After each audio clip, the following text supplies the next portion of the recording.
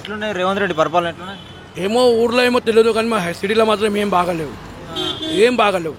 అంతే ట్రాఫిక్ చాలా ట్రాఫిక్ అవుతుంది మాకు. ఈ కాంగ్రెస్ వచ్చినప్పటి నుంచి మాకు చాలా ఇబ్బంది పడుతుంది. ట్రాఫిక్ జామ్ అవుతుంది, చాలా ఇబ్బంది అవుతుంది. ఏం అంటే బాగా పనిచేస్తలేరు ఎవరు. ఇప్పుడు ఏం చేయాలో అర్థమైతే లేదు. ఈ గణేష్కి ఎట్లా ఉంటారో పోయినసారి కొంచెం అట్టనే ఉంటే మాకు వ్యాపారం ఏం కాలే. ఈసారి ఏమైతే తెలియదు. మేము పూల వ్యాపారం బతికేది దీంట్లోనే. రేపు ఎల్లుండి మాకు పోలీసులు చాలా ఇబ్బంది పెడతారు. చాలా ఇబ్బంది అవుతుంది. గణేష్ వల్ల కాదు కానీ ట్రాఫిక్ ఈ పోలీసు వల్ల మాకు చాలా ఇబ్బంది అవుతుంది. ఫుల్ ఏమంటారు పోలీసులు? బండి తీయండి అని. మా బతికేది ఇదే. ఎక్కడ పోవాలా మేము? నాకు జాబ్ లేదు ఏం లేదు. నేను 10th వరకు చదివినా. నాకు జాబ్ లేదు ఏం లేదు. చేసినా కానీ సరిపోతలేవు డబ్బులు. అందుకని వ్యాపారం వ్యాపారంలో మాకు కొంచెం బాగుంది వ్యాపారం. దానివల్ల ఇప్పుడు రేపు ఎల్లుండి మాకు పోలీసులు చాలా సత్తాస్తారు. రేపు ఎల్లుండి ఎవరైనా విఐపీ వాళ్ళు వస్తే మాకు ఇబ్బంది, రాకపోతే మంచిది. ఎన్ని రోజులు బంద్ చేపిస్తారు? బంద్ చేయని లేదు, కొంచెం ఇబ్బంది పెడతారు. అక్కడ జరపండి ఇక్కడ జరపండి, రానిపోనీకి తవ్వేయండి అని చెప్తారు. జనం వస్తుంటారు కదా చాలా మంది. దానివల్ల కొంతమంది బంద్ చేపిస్తారట కదా. ఎప్పుడు బంద్ చేయలేము అంటే ఎప్పుడెప్పుడో ఎవరో విఐపీ వచ్చిన మాకు అది ఇబ్బంది. అంతే. ఏ సైడ్ ఉండేది మీరు? ఇక్కడే హైదరాబాద్, మళ్ళీ ఇక్కడ దగ్గరనే. అయితే ఇప్పుడు ఇక్కడ రైల్వే గేట్ ఉంది కదా, రైల్వే గేట్ ద్వారా కూడా ప్రాబ్లం అవుతుందా? ఏం లేదు, అది ఎప్పటికీ ఉంటేనే ఉంటుంది. అది ఈ గణేష్ పండుగని కాదు ఎప్పటికీ ఉంటేనే ఉంటుంది. అది ఇబ్బంది మాకు పుట్టినప్పటి నుంచి మాకు ఒక శాపం. అది మీరు ఏమని అనుకోండి, ఈ శాపం మాకు 10 నిమిషాలు 20 నిమిషాలు ఆగిపోతాయి. గేట్ పడుతూనే ఉంటుంది. ఆ నాంపల్లి నుంచి వస్తుంది ట్రైన్. ప్రాబ్లం లేదంటున్నావు? వస్తుంది అంటున్నాను. అంటే ఉంది కదా సెంటర్ గవర్నమెంట్ ఎవరు కొట్లాడగలరు కదా.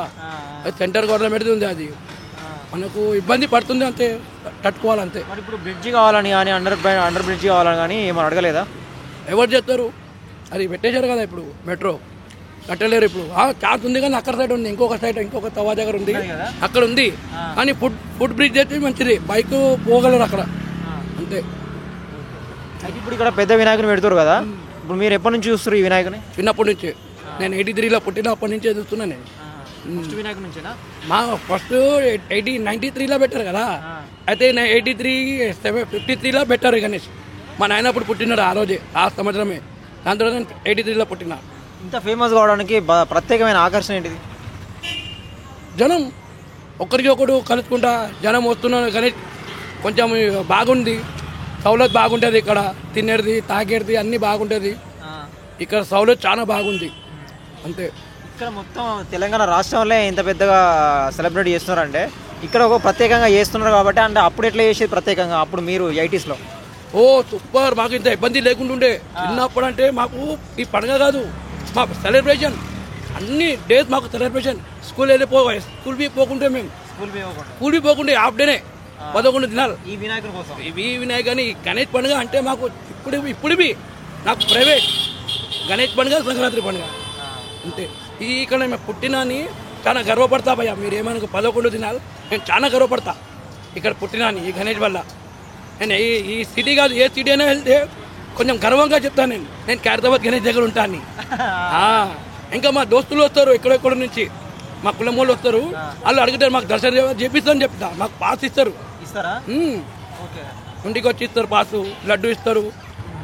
ఇప్పుడు చిన్న కార్యక్రమం అయితే ఇక పూజలు ఉన్నాడు కదా అన్న, ఇప్పుడే రాజ్ కుమార్ అన్న చైర్మన్, ఆయన నాదేనే పూలు కొంటాడు ఎప్పటికీ.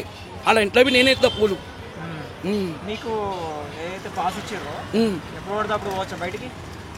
ఫ్యామిలీకి మొత్తం? ఫ్యామిలీ కదా, ఒక్కడికి ఇస్తారు. నాకు అన్నీ ఇస్తారు. ఫ్యామిలీ ఒక్కరికి నాకేస్తారు. మళ్ళీ మీ ఫ్యామిలీ తీసుకోవచ్చు బయటికి పోతే? వాళ్ళు అందరు ఇక్కడ గుర్తుపడ్డారు, మా ఫ్యామిలీకి అందరికీ మమ్మల్ని గుర్తుపడతారు కదా. ఎవరు ఆపరు. ఎవరైనా పోలీసులు ఆపుతావి ఇక్కడ పరిచయం వాళ్ళు ఉంటారు కదా, వాళ్ళు చెప్తారు మా మంచిగా. నేను అవసరం లేదు అప్పుడు ఇక్కడ మా వాళ్ళకి. ఓకే, గుర్తుపడితే ఓకేనా? గుర్తుపట్టకపోతే మరి కొంతమంది పోలీసు వాళ్ళు పంపించట్లేదట ఎమర్జెన్సీ, నిజమేనది? ఏమో ఎమర్జెన్సీ అంటే ఎవరు పంపించారు సార్? పోలీసు మీద ఈ హక్కు ఎవరు ఇచ్చారు ఎమర్జెన్సీకి పోనీయరు అని? చెప్పండి, మీరే చెప్పండి. ఇక్కడ వాళ్ళు ఏం చేయలే. ఎమర్జెన్సీకి ఎక్కడైనా పోనీ, ఇబ్బంది లేని లేవు. అవ్వచ్చు, ఏం చేద్దాం ఇప్పుడు పరిస్థితి. ఇది ఒక దేవుడు, ఇక్కడ ఒక గుడి ఉంది అనుకో, గుడి. మనం తిరుపతి వెళ్తాం, గుడి కాబట్టి ఏం చెప్పలేం. ఈ గుడి ఉంది, గుడి అనుకో ఈ హైదరాబాద్ మాకు ఇబ్బంది అయితే ఉన్నది. అవుతుంది, ఎప్పటికీ అవుతుంది. ఇప్పుడే మా దర్శన్ కాక ఎక్స్పైర్ అయినప్పటి నుంచే కొంచెం ఇబ్బంది అవుతుంది. మీరు ఏమని అనుకోండి, అంకన ముందుగా ఏం లేకుండే, సమస్య గురించి చెప్పాలి మీరు. అంకన ముందుగా ఏం లేకుండే. మా కాక దర్శన్ ఆయన ఎక్స్పైర్ అయ్యేప్పటి నుంచే ఇబ్బంది అవుతుంది అందరికీ. ఆ వల్లనే అయితే ఇక్కడ రైల్వే గేట్ దగ్గర మరి ఎవరైనా చనిపోయినప్పుడు రైల్వే గేట్ దగ్గర చాలా మంది చచ్చిపోయారు. ఫస్ట్ ఎంఎంటీ చనిపోడు కాదే, చనిపోయినప్పుడు తీసుకుపోవడానికి ఇబ్బందేనా? రైల్వే ట్రాక్ కొంచెం ఇబ్బంది. ఆద్యం రాడు ఎవరైనా సాగు వస్తుంది అనుకో తొందరగా లేపేస్తారు. ఓకే, అది చూస్తారా ఎక్కువసేపు నిలబడకుండా. ఆ సాగుకి ఎవరు ఆపలేరు కదా. మరి ఇప్పుడు ఈ అండర్ పాస్ కోసం అక్కడ వేరే దగ్గర ఉందన్నారు కదా, అయితే దానికోసం మరి ఎమ్మెల్యే గారిని ఏమైనా రిక్వెస్ట్ చేశారా? చాలా తోటి చేసినాం. మన చింతల రామచంద్రరెడ్డి వచ్చి చూశారు, ఆయన కిందికి నుంచి వెళ్ళారు. ఏం చేయగలరు అట్లే, ఏమన్నారు మరి? ఏం ఎవరితో మాట్లాడినారో ఏమో, ఏం చేసినారేమో కానీ కాలే అది. ఇప్పుడు మీ ఎమ్మెల్యే మరి నాగేంద్ర అన్న కలిసిరా? సూపర్ మనిషి, సూపరా, జబర్దస్త్. కానీ ఆయనకన్నా ముందు పైన వాళ్ళు వింటారో ఉన్నారో తెలియదు అట్లా. అభివృద్ధి మంచిగా చేశారు, దానివల్లనే ఇక్కడ నిలబడినా. ఆయన లేకుండా మేము ఇక్కడ నిలబడగలం? ఈ బస్తీలో కానీ గల్లీలో కానీ సమస్యలు అంటే వస్తారు చాలా మంది.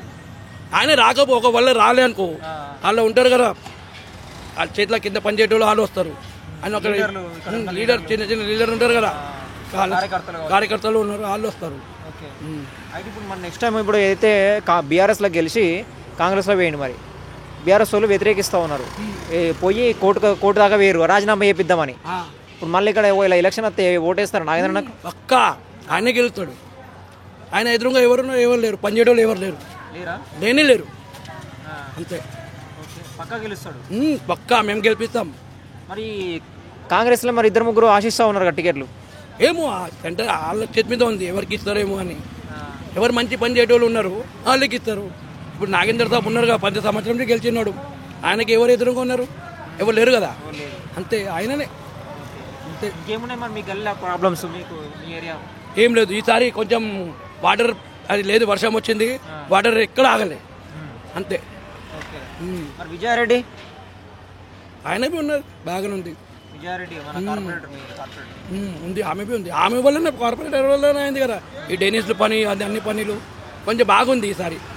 ఎప్పటికీ కొంచెం మస్తు నింపుకోపోతుండే, 5 నిమిషాలు వర్షం పడితే మొత్తం ఏమంటారు తెలుగులో చెరువు లెక్క అయిపోతుండే, ఇక్కడ చెరువు లెక్క అయిపోతుండే. ఇప్పుడు కొంచెం బాగుంది. ఈసారి కొంచెం తొందరగానే వచ్చి పనిచేశారు, సమ్మర్లోనే వచ్చి పనిచేశారు వాళ్ళు. విజయారెడ్డిని ఎమ్మెల్యేగా వెళ్తే ఓటేస్తారు ఎమ్మెల్యే విజయారెడ్డికి? ఆయన ఉన్నారు కదా పోయిన సంవత్సరం, కానీ ఆయనే గెలిచినాడు. ఆమె బి ఈయన టీఆర్ఎస్, ఆయన కాంగ్రెస్ ఉంటాయి కదా, ఆయననే దానన్న నాగేంద్ర అన్న గెలిచినాడు. అంతే. విజయారెడ్డికి ఏమన్నా వేరే పార్టీ నుంచి వచ్చినా కూడా ఇప్పుడు కాంగ్రెస్ ఉన్న వాళ్ళ మంచి భయ, మనం ఏంది ఓటర్ మేము, అంతే. అవునా కదా, మనం ఓటర్ దేవుళ్ళు. వాళ్ళు ఎక్కడైనా పోతే మనం ఏంటి, మనం వేసేది ఒకటి పార్టీకి. అవునా కదా, కాంగ్రెస్ దానం అన్న ఎక్కడ పోతే అక్కడే. కాంగ్రెస్ కానీ, బీజేపీ కానీ, బీఆర్ఎస్ కానీ, ఇంకా ఏదో కొత్త పార్టీలు ఉంటాయి. ఆ దానం ద్వారా ఎక్కడ పోతారో మేము అక్కడే పోతాం. మేము అప్లై చేసినాం 3 నెలలు అవుతుంది, ఇంకా కాలేదా? టీఆర్ఎస్ ఉన్నప్పుడు మరి దానం ఆయన టీఆర్ఎస్లో ఉన్నాడు, అప్పుడు బీఆర్ఎస్లో మరి అప్పుడు అంటే అప్పుడు మాకు తెలియదు కదా రేషన్ కార్డులు ఇట్లా అప్లై చేయాలని. ఈయన చెప్పినాడు, ఇప్పుడు ఈసారి చెప్పింది అది ఏంటి అని. ఇల్లున్నా, సొంత ఇల్లున్నా? ఇంకా బీఆర్ఎస్లో ఓన్ మా మమ్మీ పేరు మీద ఉంది, నాకు డబుల్ బెడ్రూమ్ వచ్చింది కొల్లూరులో. ఇప్పుడు ఇక్కడ ఫ్రీ 2 నెలలు వచ్చింది, కానీ సమ్మర్లో అంతే, దసరా ఫ్రీ. ఏమో సార్, మా మమ్మీ పేరు మీద ఉంది అది. గ్యాస్ పైసలు వస్తుందో తెలియదు నాకు, ఇంకా మా మమ్మీకి అడిగితే తెలియదు అంటుంది. ఇంకా పోయి అక్కడ బ్యాంకులో మాట్లాడితే లేదంటుంది, చెప్తలేదు మా మమ్మీ. మరి ఎన్నికలు కూడా, స్థానిక మున్సిపల్ ఎన్నికలు కూడా వస్తున్నాయి కదా, మళ్ళీ ఎవరు బీఆర్ఎస్ వచ్చే ఛాన్స్ ఉంది ఇక్కడ కాంగ్రెస్? ఇప్పుడు ఇద్దరులో ఎవరు, ఈమె బి కాంగ్రెస్ ఉంది, ఆమె ఇంకా దానం తప్పి కాంగ్రెస్లో ఉన్నారు. ఇంకా ఎవరు అది కౌన్సిలర్ ఎవరు గెలుస్తారో, ఎమ్మెల్యే ఎవరు ఉంటారో మాకు తెలియదు కదా. మేము కొంచెం కన్ఫ్యూజ్ ఉన్నాం, అప్పుడు చెప్పగలం. ఇప్పుడు 2 ఎలక్షన్లు ఉన్నాయంట కదా, ఎమ్మెల్యే కాంగ్రెస్. ప్రభుత్వం ఉంది కదా, ప్రభుత్వం ఏమో కాంగ్రెస్లో ఉంది కదా, కాంగ్రెస్ ప్రభుత్వం ఉంది కదా. సో మరి ఇక్కడ బీఆర్ఎస్ వచ్చే ఛాన్స్ ఉందా ఈ మున్సిపల్ ఎలక్షన్లో? ఏమో చెప్పలేం, ఓటర్ దేవుళ్ళు ఉన్నారు అంతే. కేసీఆర్ నప్పుడు ఎట్లుండే? మన సిటీలో అందరు బీఆర్ఎస్ గెలిచినారన్న, ఊర్లో మాత్రం ఓడిపోయారు అంతే. సిటీలో ఒక్కరు ఎమ్మెల్యేని గెలవలేని అందరు గెలిచినారు, ఊర్లో కొంచెం డిఫరెంట్ ఏం చేశారేమో తెలియదు. కేసీఆర్ నప్పుడు మంచిగా ఉండేది.